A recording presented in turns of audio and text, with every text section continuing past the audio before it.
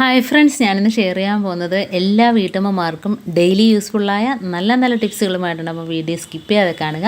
അതേപോലെ എൻ്റെ channel subscribe ചെയ്യാതെ കാണുന്നവരുണ്ടെങ്കിൽ പ്ലീസ് ഒന്ന് സബ്സ്ക്രൈബ് ചെയ്ത് സപ്പോർട്ട് ചെയ്യാനും കൂടി മറക്കരുത്. അപ്പോൾ നമുക്ക് ഇന്നത്തെ ഫസ്റ്റ് ടിപ്പിലോട്ട് കിടക്കാം. അപ്പോൾ നമ്മൾ ഇതേപോലെ ഇടികളൊക്കെ ഉണ്ടെങ്കിൽ നമുക്ക് ഉള്ളിയൊക്കെ ചതച്ച് അതല്ലെങ്കിൽ നമ്മൾ തേങ്ങയൊക്കെ ചതച്ചെടുത്തതിന് ശേഷം നമ്മൾ കഴുകി വൃത്തിയാക്കി വെച്ചാലും അതിനകത്ത് പല്ലിയൊക്കെ നക്കാറുണ്ട് അല്ലേ.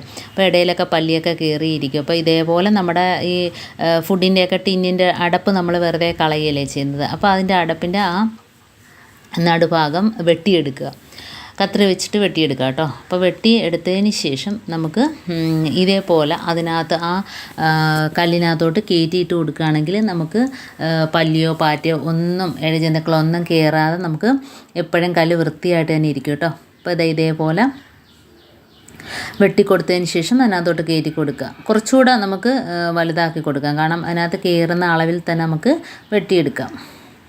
അപ്പോൾ കല്ല് എപ്പോഴും വൃത്തിയായിട്ടിരിക്കും.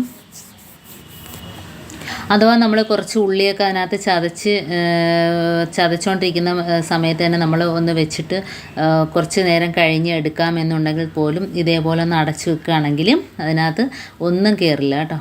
അപ്പോൾ ഇതേപോലെ ഉള്ളിയൊക്കെ ചതച്ച് വെച്ചാൽ നമുക്ക് ഇതേപോലെ അടച്ചു വെച്ചാൽ മതി, ഒന്നും അതിനകത്ത് കയറി ഇഴഞ്ഞ് വൃത്തികേടാവില്ല.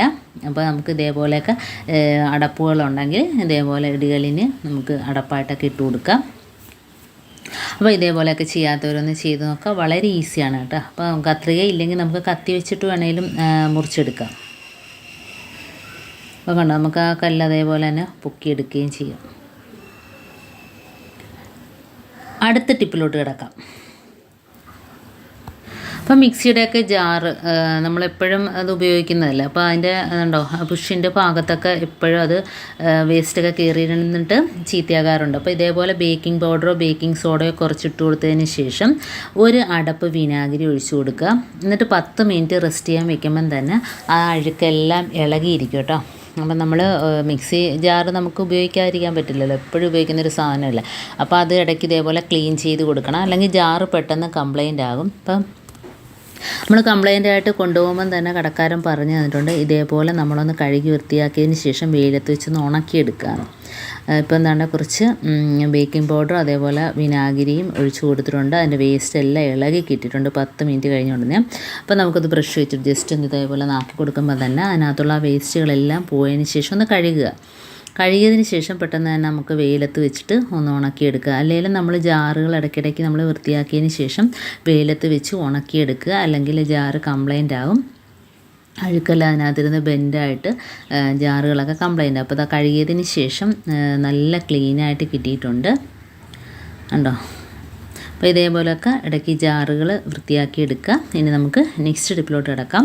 അപ്പോൾ നമ്മൾ ഇതേപോലെ ബ്ലെൻഡർ ഉണ്ടല്ലോ, അപ്പോൾ അത് നമ്മൾ സവാളയാണെങ്കിലും എന്തായാലും നമുക്കത് അതിനകത്തിട്ടിട്ട് ഇതേപോലെ ബ്ലെൻഡ് ചെയ്യുമ്പോഴത്തേന് ഇതേപോലെ സ്റ്റക്കാകാറുണ്ട്.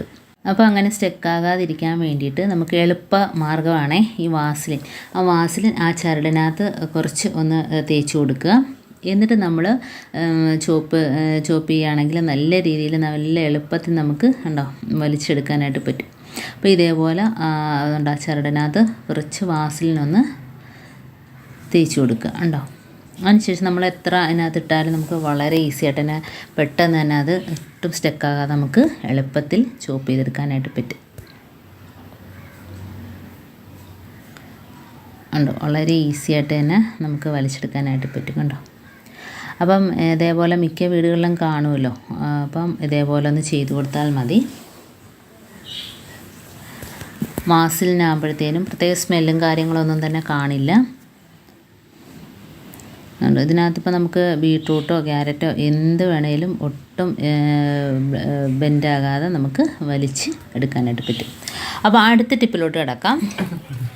അപ്പോൾ നമ്മൾ ഫ്ലാസ്കൊക്കെ അതിനകത്തുള്ള കറയും അഴുക്കൊക്കെ പോകണമെങ്കിൽ ഉണ്ടോ നമുക്ക് കുറച്ച് പഞ്ചസാര അതേപോലെ തന്നെ നമ്മുടെ പ്ലാസ്റ്റിക് കവർ ഉണ്ടെങ്കിൽ അതും കൂടി ഇട്ട് കൊടുക്കുക. 1 സ്പൂൺ അളവിൽ പഞ്ചസാര ഞാനിപ്പോൾ ഇട്ട് കൊടുക്കുന്നുണ്ട്. ഇതിപ്പം നീളമുള്ള ഫ്ലാസ്ക് ആയതുകൊണ്ട് കാണാൻ പറ്റാത്തതാണ് കേട്ടോ. അപ്പോൾ പഞ്ചസാര ഇട്ട് കൊടുത്തിട്ടുണ്ട്. അതിനോടൊപ്പം തന്നെ ഒരു പ്ലാസ്റ്റിക്കിൻ്റെ കവർ ഇത് ചുരുട്ടി അതും കൂടി ഇട്ട് കൊടുത്തതിന് ശേഷം കുറച്ച് വെള്ളം ഒഴിച്ച് കൊടുക്കുക. എന്നിട്ട് ഇതേപോലെ ഒന്ന് ഷേക്ക് ചെയ്ത് കൊടുക്കുകയാണെങ്കിൽ അതിനകത്തുള്ള ആ കറയെല്ലാം പോയിട്ട് ഫ്ലാസ്ക് നല്ല ക്ലീനായിട്ട് കിട്ടും കേട്ടോ. അപ്പോൾ അതിനകത്തുള്ള ഒരു ബാഡ് സ്മെല്ല് അതൊന്നും കാണത്തില്ല, നല്ല രീതിയിൽ വെളുത്ത് കിട്ടും. അപ്പോൾ ഇങ്ങനെ ചെയ്യാത്തവരൊക്കെ ഒന്ന് ചെയ്ത് നോക്കുക. അപ്പോൾ അതൊക്കെ കഴിഞ്ഞതിന് ശേഷം കണ്ടോ നല്ല രീതിയിൽ അതിനകത്തുള്ള കറയെല്ലാം പോയി കിട്ടിയിട്ടുണ്ട്. ഇതിപ്പോൾ ഞാൻ പെട്ടെന്ന് കാണിച്ചതാണ്. 10 മിനിറ്റ് നമുക്ക് ഇതേപോലെ ചൂടുവെള്ളമൊക്കെ ഒഴിച്ച് വെക്കുകയാണെങ്കിൽ നല്ലോണം ക്ലീനായി കിട്ടും. അടുത്ത ടിപ്പിലോട്ട് കിടക്കാം. അപ്പോൾ നമുക്ക് നല്ല ചൂടുവെള്ളമാണ് ഞാൻ എടുത്തിരിക്കുന്നത്. അപ്പോൾ തണുത്ത വെള്ളം ആയിരിക്കരുത്, നല്ല ചൂടുവെള്ളമാണ്. അതിനകത്ത് നമുക്ക് കുറച്ച് പൗഡർ ഇട്ട് കൊടുക്കാം. 1 സ്പൂൺ അളവിൽ പൗഡർ ഇട്ട് കൊടുക്കാം. അപ്പോൾ നല്ലൊരു മണമാണ്. ഈ ചൂടുവെള്ളത്തിനകത്ത് ഇടുമ്പോഴാണ് ഈ പൗഡറിൻ്റെ മണം നമുക്ക് അറിയാൻ പറ്റുക. അത്ര നല്ലൊരു മണമാണ്. ഇനി നമുക്ക് അതിനകത്തോട്ട് ഇട്ട് കൊടുക്കേണ്ടതെന്ന് വെച്ചാൽ 1 സ്പൂൺ അളവിൽ ഉപ്പ് പൊടി. അപ്പോൾ ഉപ്പ് പൊടിയും കൂടി ഇട്ട് കൊടുക്കുമ്പോഴത്തേന് ആ സ്മെല്ല് അതിനകത്ത് നിൽക്കും കേട്ടോ. ആ പൗഡറിൻ്റെ ആ ഒരു സ്മെല്ല് നമുക്ക് കുറേ നേരം നമുക്ക് കിട്ടും. ഇനി നമുക്ക് 1-2 കർപ്പൂരം അതും കൂടെ പൊടിച്ച് ചേർക്കാം. അപ്പോൾ ഈ ഒരു സൊല്യൂഷൻ എന്ന് പറഞ്ഞാൽ സൂപ്പറാണ്.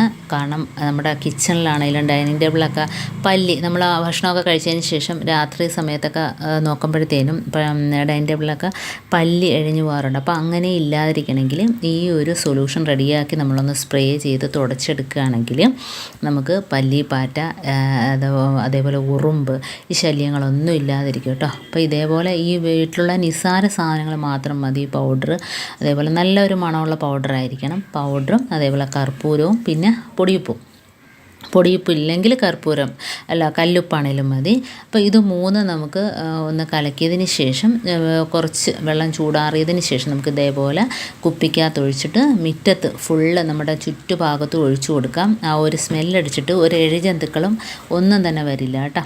പിന്നെ നമ്മുടെ ഇതേപോലെ സ്പ്രേ ബോട്ടിലുണ്ടെങ്കിൽ അതിനകത്ത് വെള്ളം തണുത്തതിന് ശേഷം ഒഴിച്ചു കൊടുത്തിട്ട് നമുക്ക് ഇതേപോലെ മുറ്റത്തൊക്കെ ഒഴിച്ചു കൊടുക്കാം. അതല്ലെങ്കിൽ സിങ്കിൽ, വാഷ് ബേസിനിലൊക്കെ ഒഴിച്ചു കൊടുക്കാം. അതിനകത്ത് നിന്ന് വരുന്ന ചെറിയ പ്രാണികളൊക്കെ ഇല്ലാതാകും. അപ്പം ഇതേപോലെ ഒഴിച്ചു കൊടുക്കുക. അതേപോലെ നമ്മൾ സ്പ്രേ ബോട്ടിലിനകത്തോട്ട് എടുക്കുകയാണെങ്കിൽ നമുക്ക് ഗ്യാസ് അടുപ്പിൻ്റെ പുറം ഭാഗത്തും അതേപോലെ കിച്ചൺ ടൈല് അതേപോലെ തന്നെ ഡൈനിങ് ടേബിള് എല്ലായിടത്തും സ്പ്രേ ചെയ്ത് നമുക്ക് തുടച്ചെടുക്കാൻ വളരെ ഈസി ആയിരിക്കും. അപ്പോൾ ഇത് ഞാനിപ്പോൾ ബാക്കിയുള്ളത് സ്പ്രേ ബോട്ടിലിനകത്തോട്ട് ആക്കുകയാണ്. അപ്പോൾ നമുക്ക് സ്പ്രേ ചെയ്യുമ്പോൾ നമുക്ക് പെട്ടെന്ന് തന്നെ ഒട്ടും ബുദ്ധിമുട്ടില്ലാതെ നമുക്ക് തുടച്ചെടുക്കാം ഗ്യാസ് അടുപ്പിൻ്റെ മുകൾ ഭാഗത്ത് ഡൈനിങ് ടേബിളിലൊക്കെ. അപ്പോൾ ഇന്ന് കാണിച്ച വളരെ ഈസിയുള്ള ടിപ്സുകളാണ് ഞാൻ നിങ്ങളുമായിട്ട് ഷെയർ ചെയ്തിരിക്കുന്നത്. അപ്പോൾ എല്ലാവരും ചെയ്ത് നോക്കുക. അതേപോലെ തന്നെ നമുക്ക് ഈ ഒരു സൊല്യൂഷൻ വെച്ചിട്ട് ഗ്യാസ് അടുപ്പിൻ്റെ മുകൾ ഭാഗത്തൊക്കെ ഉറുമ്പ്, പല്ലി, പാറ്റയൊക്കെ നമ്മൾ കിച്ചണിൽ പാചകം കഴിഞ്ഞതിന് ശേഷമൊക്കെ ഇഴയാറുണ്ടല്ലേ. അപ്പോൾ അതൊന്നും ഇല്ലാതിരിക്കണമെങ്കിൽ ഈ ഒരു സൊല്യൂഷൻ നമുക്ക് ഗ്യാസ് അടുപ്പിൻ്റെ മുകൾ ഭാഗത്ത് ഒഴിച്ചിട്ട് ഒന്ന് ടവൽ വെച്ചൊക്കെ ഒന്ന് തുടച്ചെടുക്കാം. ഉണ്ടോ ഇതേപോലെ. അപ്പോൾ ഇന്ന് കാണിച്ച ഈ ടിപ്സിൽ ഏതെങ്കിലും ഒന്ന് യൂസ്ഫുള്ളായിട്ട് നിങ്ങൾക്ക് തോന്നിയിട്ടുണ്ടെങ്കിൽ ഒന്ന് ലൈക്ക് ചെയ്യാനും കമൻറ്റ് ചെയ്യാനും സബ്സ്ക്രൈബ് ചെയ്യാനും മറക്കരുത്. അതേപോലെ ബെല്ലൈക്കൻ എനേബിൾ ചെയ്യാനും മറക്കരുത്. എന്നാൽ മാത്രമേ ഞാനിടുന്ന ഓരോ വീഡിയോസ് നിങ്ങളുടെ മുമ്പിൽ നോട്ടിഫിക്കേഷനായി എത്തുകയുള്ളൂ. അപ്പോൾ ഇനിയും ഇതുപോലുള്ള നല്ല നല്ല ടിപ്സുകളുമായിട്ട് വീണ്ടും കാണാം. അതുവരേക്കും താങ്ക്സ് ഫോർ വാച്ചിങ്.